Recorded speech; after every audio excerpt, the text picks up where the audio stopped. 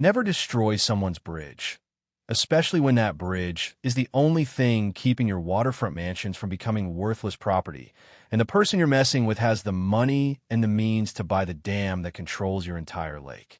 HOAs often think they can do whatever they want, especially when they have money and lawyers on their side.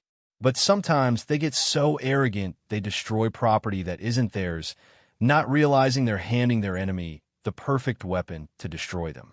This is the story of how the Pine Ridge HOA destroyed my bridge and how I bought the dam that controlled their lake and drained it, turning their multi-million-dollar mansions into worthless property overnight. My name is Mike Thompson. I'm 45 years old, and I'm a tech entrepreneur. I sold my startup a few years back for more money than I know what to do with. One of the first things I did with that money was buy a piece of land that had been in my family for generations. It's a beautiful property on Crystal Lake, with a small cabin that my grandfather built. The land includes a bridge that crosses the only outlet of the lake, and my grandfather had an easement that allows him, and now me, to control access to the bridge. The bridge is important because it's the only way to get from one side of the lake to the other without going all the way around. It's not a fancy bridge, just a simple wooden structure, but it's been there for over 100 years, and it's my responsibility to maintain it. On the other side of the bridge is the Pine Ridge subdivision, a fancy community with big houses, manicured lawns, and an HOA that takes its rules very seriously. The homes in Pine Ridge are expensive. Most are worth over $1 million, and they're all waterfront properties. The lake is the main attraction, and the bridge provides the only easy access to the main road. For years, I've had a good relationship with Pine Ridge. I maintain the bridge, and they pay me a small annual fee for the easement. It's worked well for everyone. But that all changed when Karen Peterson became president of the Pine Ridge HOA. Karen is in her late 50s, married to a retired doctor, and apparently thinks she's the queen of the neighborhood. Within months of becoming president, she started complaining about the bridge. She sent me a letter stating that the bridge was unsafe and unsightly, and that I needed to replace it with a modern structure. I wrote back, explaining that the bridge was perfectly safe and that it was my responsibility to maintain it, not replace it. Karen didn't like that. She sent another letter, this one threatening legal action if I didn't replace the bridge. I called my lawyer, Bill, who had been handling my family's legal affairs for years. When I explained what was happening, Bill was concerned. "Mike, this could get messy," he said. "Karen seems determined to replace the bridge, and she might try to claim that the easement gives her the right to do that." "That's ridiculous," I said. "The easement is for access, not for making changes to the bridge." "I know that, and you know that," Bill said. "But Karen might try to fight it. We need to be prepared." Over the next few months, Karen and the HOA sent me more letters, each one more threatening than the last. They claimed the bridge was a safety hazard, an eyesore, and a detriment to property values. They even had an engineer inspect the bridge and produce a report stating that it needed to be replaced. I had my own engineer inspect the bridge, and he found nothing wrong with it. It was old, but it was solid and safe. I sent Karen a copy of his report, but she ignored it. Then, one day, I came to my cabin to find a construction crew at the bridge. They were tearing it down. I rushed over to see what was happening. "What are you doing?" I yelled. The foreman looked at me. "We're replacing the bridge, as ordered by the Pine Ridge HOA." "Ordered by the HOA?" I said, furious. "You can't do that. This is my bridge." The foreman shrugged. "Lady, I just do what I'm paid to do. If you have a problem, you need to take it up with the HOA." I called Bill immediately. "Bill, they're tearing down my bridge." Bill was furious. "I'll get an emergency injunction to stop them, but it might take a day or two to get in front of a judge." By the time Bill got the injunction, the bridge was gone. The HOA had completely destroyed it and had already started building a new one, a fancy concrete structure with ornate railings and decorative lighting. I was devastated. The bridge had been part of my family's history for over 100 years, and Karen had destroyed it without a second thought. I was determined to make her pay. Bill filed a lawsuit against the HOA for destroying my property and violating the terms of the easement. Karen and the HOA fought back, claiming that the easement gave them the right to maintain and improve the bridge, and that the old bridge was unsafe. The legal battle dragged on for months. Karen and the HOA used every delay tactic they could think of, hoping I would run out of money or give up. But I had more money than God, and I was determined to make Karen pay for what she had done.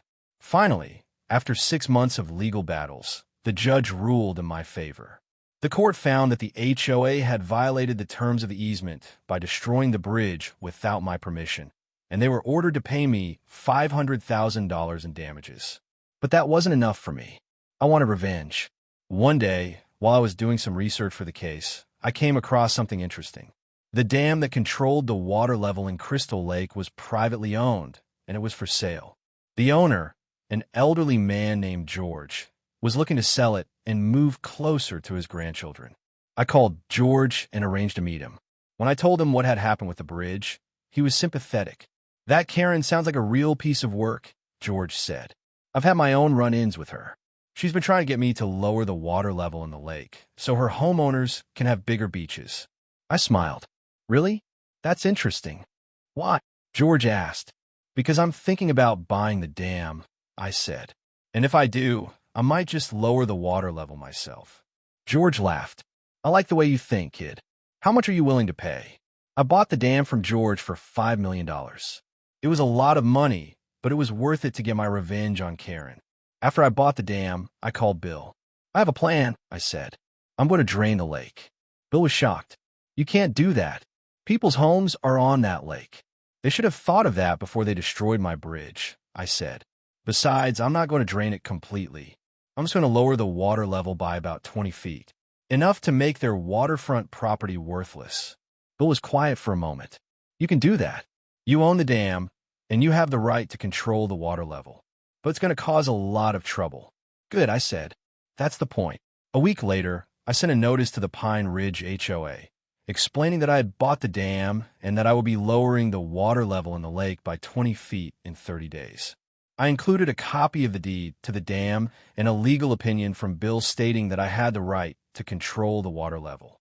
The notice caused panic in Pine Ridge. Homeowners were furious at Karen for getting them into this mess. At an emergency HOA meeting, Karen was removed as president, and the new board called me to negotiate. "Mike, we're so sorry about what happened with the bridge," the new president, Bob, said. "Is there any way we can work something out?" I smiled. "Sure.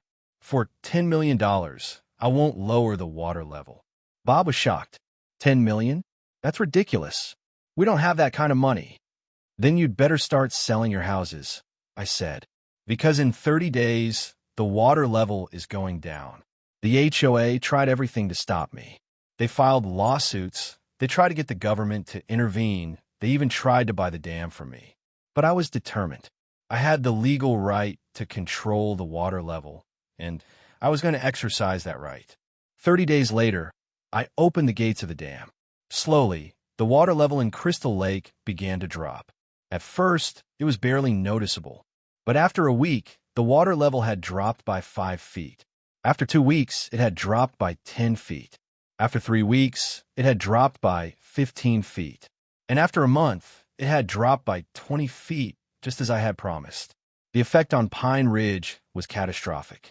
The expensive waterfront homes now had 20 feet of exposed mud between them and the water. Docks were high and dry. Boats were stranded on the lake bed. The beautiful beaches were now ugly mudflats. Property values plummeted. Homes that had been worth over $1 million were now worth half that, if they could be sold at all. The homeowners were furious. They blamed Karen and the HOA for destroying my bridge and causing this mess. Many of them lost their life savings as their property values collapsed. Some even went bankrupt. Karen was ruined. She was forced to sell her house for a fraction of what it was worth, and she became the most hated person in the area. Last I heard, she was living in a small apartment in the city, working as a receptionist and trying to rebuild her life. As for me, I got my revenge. I also got a nice chunk of change from the homeowners who begged me to raise the water level. I eventually agreed to raise it back to its normal level for a price. The HOA paid me $20 million to restore the water level, and they signed a new easement agreement that gave me complete control over the bridge and the lake. The lesson? Be careful who you mess with, especially when they have the money, the power, and the determination to destroy you. Because some of us have long memories, deep pockets, and the patience to wait for the perfect moment to get our revenge. Subscribe for more stories about